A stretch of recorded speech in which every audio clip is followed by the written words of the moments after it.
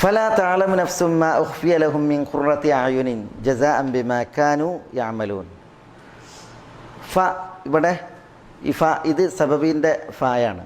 അതായത് പിന്നെ അല്ലാഹു സുബ്ഹാനഹു വ തആല അവൻ്റെ വചനങ്ങൾ കേട്ട് ഇவ்விധം പ്രതികരിക്കുന്ന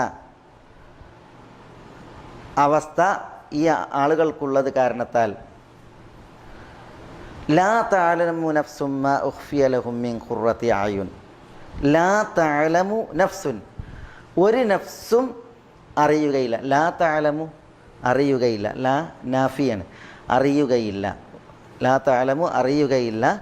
നഫ്സുൻ ഒരു നഫ്സും. ഒരു നഫ്സും എന്ന് പറഞ്ഞിട്ടുണ്ടെങ്കിൽ അത് നബിമാരാകട്ടെ മലക്കുകളാകട്ടെ അല്ലെങ്കിൽ നബിമാരാകട്ടെ വലിയകളാകട്ടെ ഷഹീദുമാരാകട്ടെ സാലിഹീങ്ങളാകട്ടെ ആരും അറിയില്ല.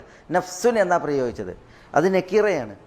അത് ലാ എന്നുള്ള നഫീൻ്റെ നിരാകരണത്തിൻ്റെ സന്ദർഭത്തിലാണ് വന്നത്. അപ്പോൾ അത് ഉമൂമായിട്ട് മൊത്തത്തിൽ നഫ്സിനെ എല്ലാത്തിനെയും അറിയിക്കും.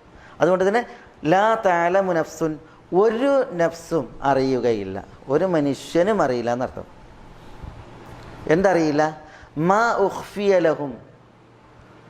മാ ഉഖ്ഫിയ ലഹും, മാ എന്ന് പറഞ്ഞാൽ യാതൊന്ന്. അഖ്ഫ ഉഖ്ഫി, അഖ്ഫ എന്ന് പറഞ്ഞാൽ ഗോപ്യമാക്കിയതാണ്, മറച്ചു വെച്ചു. ഉഖ്ഫിയ എന്ന് പറഞ്ഞാൽ മറക്കപ്പെട്ടത്, ഗോപ്യമാക്കപ്പെട്ടത്, ഗോപ്യമാക്കപ്പെട്ടു. മാ ഉഖ്ഫിയ എന്ന് പറഞ്ഞാൽ ഗോപ്യമാക്കപ്പെട്ടത്, മറക്കപ്പെട്ടത്. ലഹും അവർക്ക്. ഫലാ തഅലമു നഫ്സും മാ ഉഖ്ഫിയ ലഹും, അത് കാരണത്താൽ ഒരു മനുഷ്യനും അവർക്ക്